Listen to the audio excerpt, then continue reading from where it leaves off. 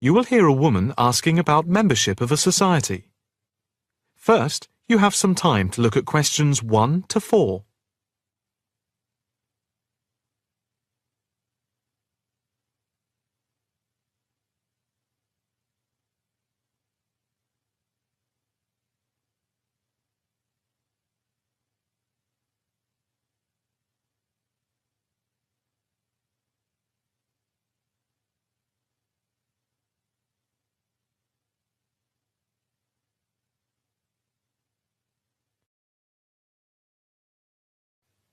Now the test will begin. You should answer the questions as you listen, because you will not hear the recording a second time. Listen carefully and answer questions 1 to 4. Hi. I'd like some information about joining the International Arts Society. That's no problem.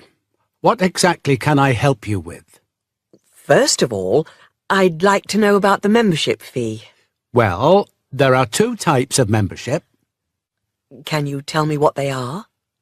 First, there is lifetime membership, which means that you can have access to all the facilities at the Society itself and all exhibitions. Plus, you can have discounts to various events at affiliated arts organisations here and abroad. And on top of that, you can use the lifetime members' room. How much is that type of membership? Well, the lifetime membership fee is £1,537. OK. It's rather a lot to pay in one go.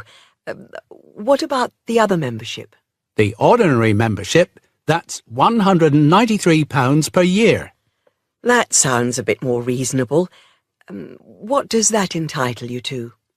You can visit the Society, including the exhibitions, the library, and follow the arts programmes on weekdays during the opening times from 10 a.m. to 9 p.m.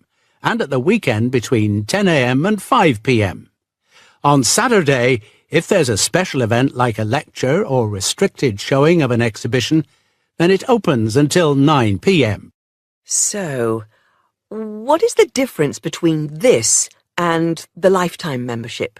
In the long run, you save money as you're making a one-off payment, and you have exclusive use of the lifetime members' room. OK. What arts programmes do you run? Well, the Society has a very extensive programme to cater for all tastes. There's a series of exhibition rooms for the permanent collection of paintings, watercolours and sculpture. And then there's a new exhibition area which opened at the beginning of the year. And we run a series of courses and lectures to go with the exhibitions. Can I ask about the lectures? What is scheduled for this year? The latest list is in this leaflet. Oh, yes. That looks very good. Are all the exhibitions, etc., free if I join? Yes, everything is free. That's fair enough. I think in that case I'll join. Before you hear the rest of the conversation, you have some time to look at questions 5 to 10.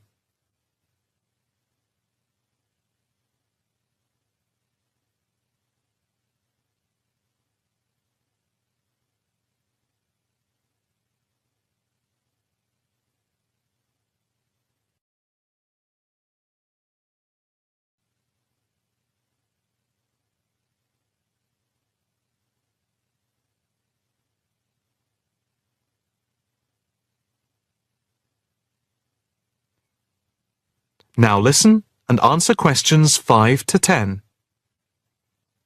I just need to take your name, address and telephone number. First, your name. Margaret Rochester. I take it that's R-O-C-H-E-S-T-E-R? Yes, that's it. And the address? It's 55 Stone Avenue. OK. Avenue. And the postcode? Let's see. It's MA7 4PQ. And a daytime telephone number? Can I give you my work number? Yeah, that's fine. It's 0207 895 2220 and the extension is 6633. Can I pay by credit card? Yes, of course. Do you want to pay for the full year at one time or by monthly instalments? You pay £4 extra a month if you pay by instalments. OK. I think I'll pay by monthly instalments. Right. If you just complete this form, then we can set up the monthly payments. OK.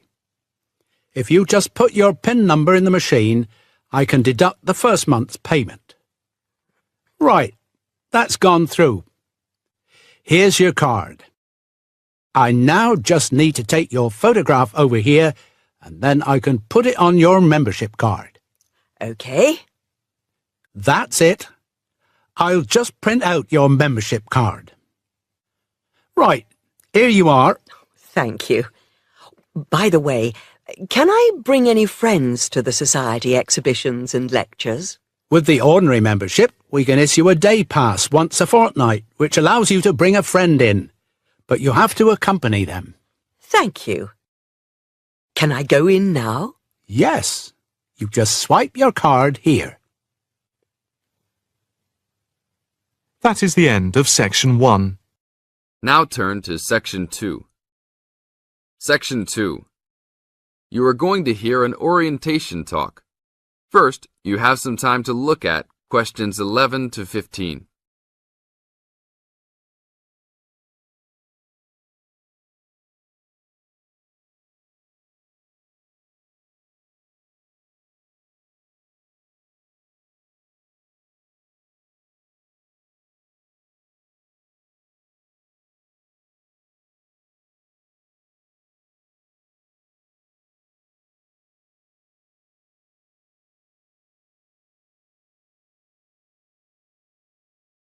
Now listen to the tape and answer questions 11 to 15.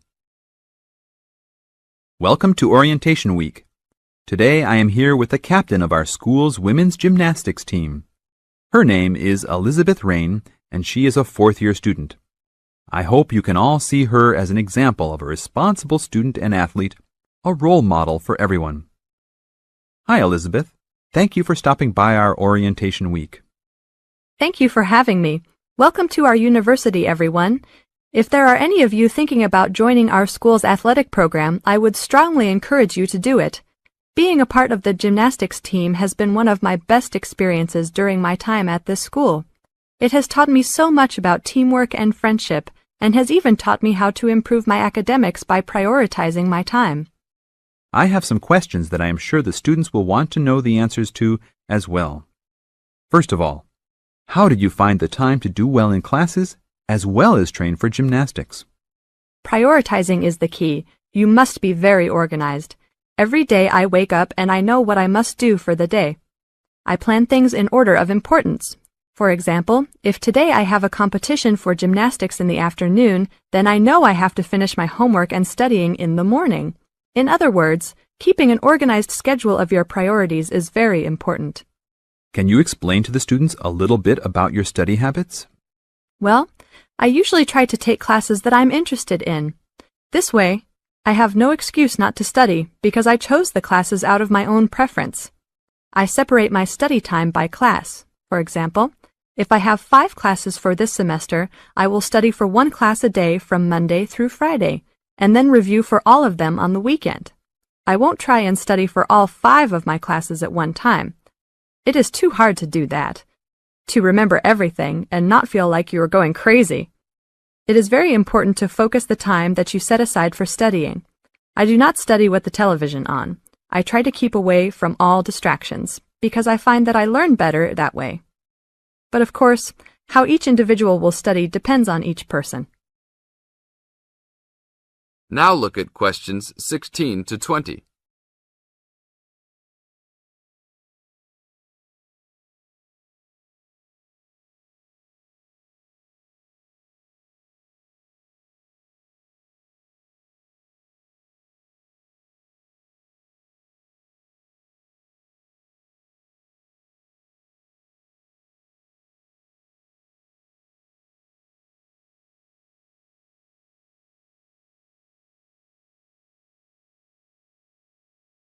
Now listen to the tape and answer questions 16 to 20. That sounds like good advice. Let's talk a little bit about your gymnastics career. How long have you been doing this sport for, and what has been the best moment of your college participation? Well, I've been participating in gymnastics since I was a kid. My parents got me involved in the sport. The best moment. I would have to say that there is not one single instance that stands out in my mind as the best moment, but more of a whole experience. My first year in university was definitely one of the best years of my life. I met my best friends that year and really learned to grow up and be independent. Our team went to the national championships that year, and it was an incredible experience, so I would count the whole year as my best experience in college. How about the worst moment? It is true everyone goes through bad experiences. My worst experience would have to be the fall of last year when I broke my wrist. I was unable to participate in sports for the remainder of the year and had to learn how to write with my left hand. I guess when I look back at it, though, even though I wouldn't wish this to happen to anyone, this experience definitely made me stronger as a person. It taught me to look at life with a new perspective and to really value the friends and family that are important and close to me. Thanks for your time, Elizabeth. Do you have anything else you want to tell the new students? Just have a good time.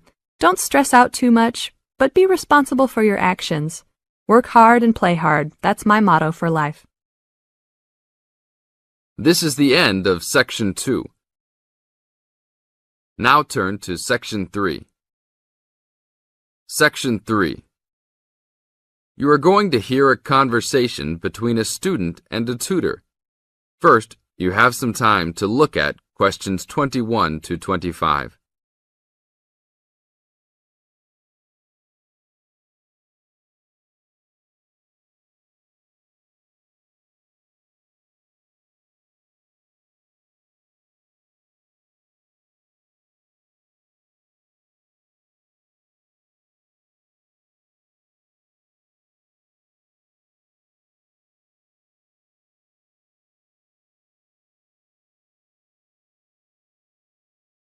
Now listen to the tape and answer questions 21 to 25.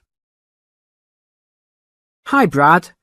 I was wondering if you have time to answer some of my questions about my upcoming test. Sure, no problem, Jeff. What is it that you're having problems on? Well, it's for my English final.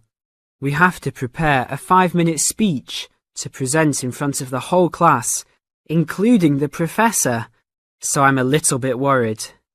Is there any specific topic, or can you do it on whatever you want? It has to have something to do with the origins of English literature. I'm thinking of doing it on Shakespeare, but I bet many other students will have the same idea. That's fine. Don't worry if others are doing the same thing. As long as you do a good job, that's all that counts. A good professor will grade all students fairly.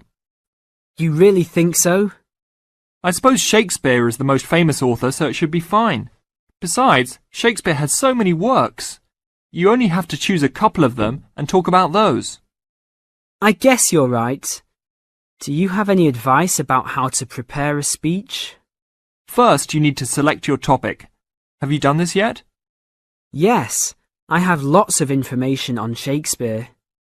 Good. Next, you should do a research on a specific topic. Do you have a deadline for which to turn in your speech topic? The deadline is next Tuesday. So you should have a detailed outline of what you will say by then.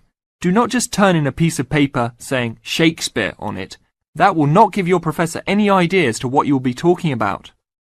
Okay, so you think I should write out an outline of my speech? Of course! Writing your speech out in outline form is essential. No one could give a speech from scratch. Even the president must refer to his outline when giving a speech. An outline will give you a good structure to base your speech on. Now look at questions 26 to 30.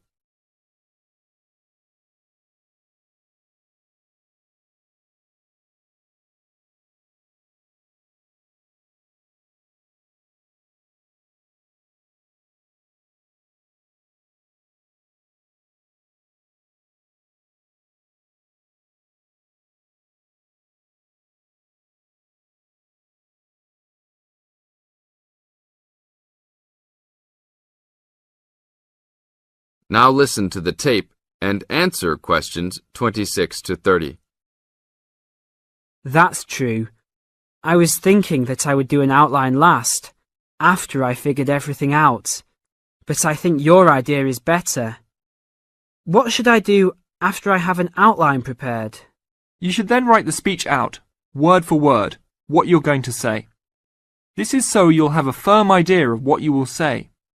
It doesn't mean that the speech you will give will be exactly the same, but at least you have a fairly good idea what the final product will be. At this point, I can read it over for you if you want. Really? That would be great. I would appreciate that so much. No problem. Once you write it out, the next step is to practice giving the speech. At first, you can do it in front of the mirror, so you can see your expressions in your presentation. After that, you should practice giving your speech to some friends. I can listen to it for you too. That's a great idea. I really owe you a big favour then. Sure, you can do my Latin homework for me. Just kidding. Seriously, don't worry about it. I can help you with anything you need. So when is the speech due? Well, the speech topic is due next Tuesday. The speech itself will be due next Friday. I can help you any time you want because I have no tests this next week. Besides, I'm an English major and Shakespeare's one of my favourite authors, so helping you out will be no big deal. Thanks so much. Well, I'm going to the library to get started on all this. I'll call you tomorrow. See you tomorrow then. This is the end of Section 3. Now turn to Section 4. Section 4. You'll hear a lecturer talking to a group of science students. First, you have some time to look at questions 31 to 34.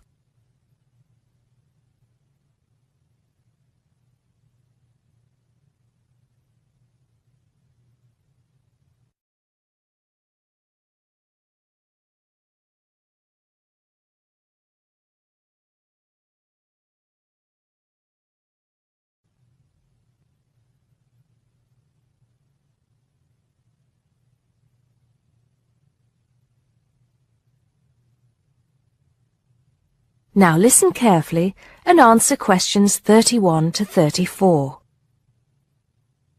Good morning, ladies and gentlemen, and welcome to the science faculty.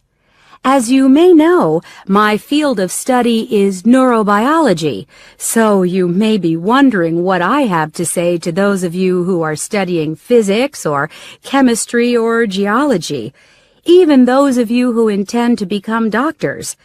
In fact, what I have to say is aimed especially at those who wish to enter the medical profession, though the main point applies to all of you. And what is my main point? Basically, it is that you shouldn't get stuck in too narrow a specialization. What I mean is, too often doctors and scientists become experts on one small aspect of their subject and neglect the rest. Perhaps you have heard the joke about a doctor being introduced to another doctor as an expert on the nose. "Oh yes," said the other doctor. "Which nostril?" I know that more and more it is necessary to specialize, because when you finish your studies, you have to find a place in the job market. But I do believe that it is damaging both to you personally and to the profession. You may be surprised to know how many physicians in the past were men of wide culture. Many were interested in the humanities, from the arts to literature to philosophy. A surprising number of them, from Rabelais to William Carlos Williams, became poets, novelists, and playwrights. Men of science have written clearly and intelligently about society, psychology, and politics. This tradition is not dead. Today, such eminent scientists as Stephen Jay Gould, Jared Diamond, and Richard Dawkins are well known as popularizers of science while maintaining high standards. But more of them in a minute. I'm not saying that while you are studying anatomy, you should sign up for a course in English literature, but reading a few works of fiction in your own time will show you the human mind, just as your anatomy classes show you the human body. Science faculties and medical schools, it seems to me, now largely ignore this human dimension. Furthermore, the study of medicine, and psychology for that matter, is largely about what has gone wrong with the body and the mind. That is, it mostly deals with the abnormal. Before you hear the rest of the talk, you have some time to look at questions 35 to 40.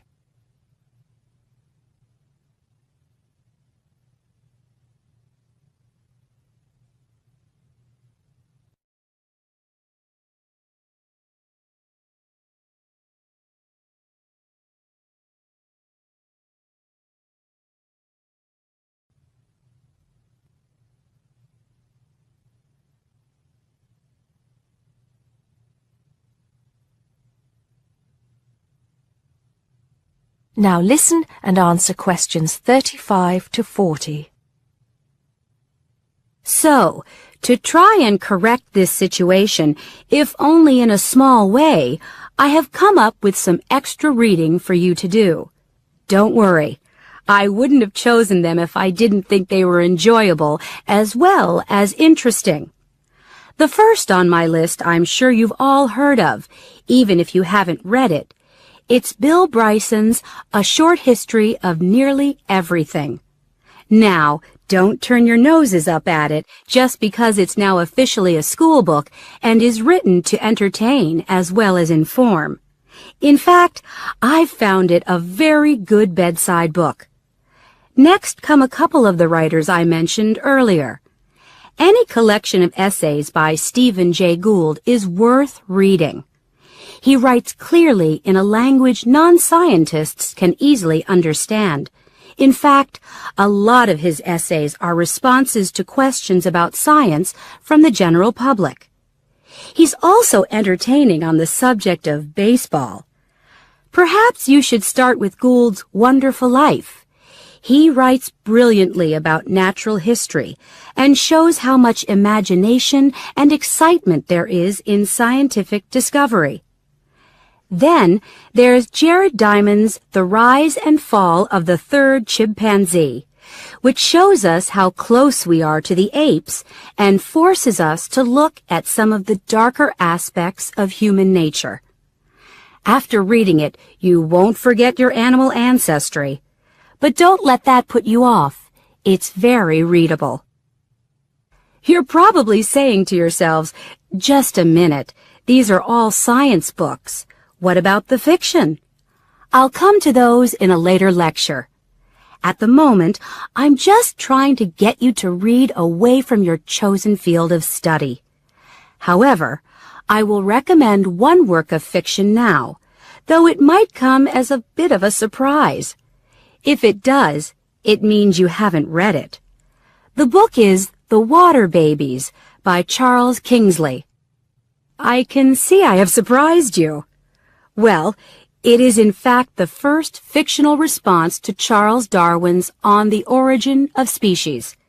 Yes, it is a children's book, but full of surreal fantasy and wit. The fifth book on the list is a biography, The Emperor of Scent by Chandler Burr. To my mind, it's not particularly well written, but it is a fascinating story. It is about Luca Turin, a biophysicist who becomes an expert on perfume, and about how he missed getting the Nobel Prize. If any of you are thinking of a career in scientific research, this book might make you think again. It's a very tough dog-eat-dog business, which brings us to the book that inspired Kingsley's Water Babies, that classic of the genre, Charles Darwin's On the Origin of Species. If you haven't read it already, perhaps you shouldn't be here. If you have, it won't hurt to read it again. Or if you prefer, read his The Voyage of the Beagle, which, as well as being of interest to any natural historian or anyone interested in scientific method, also makes a great travel book. Well, I think that's enough to be going on with, and I can see that it's time to finish up. So please bear in mind, throughout whatever course you are studying, not to neglect other aspects of your wider, non-academic education. Thank you. That is the end of section 4. Please wait for the answers.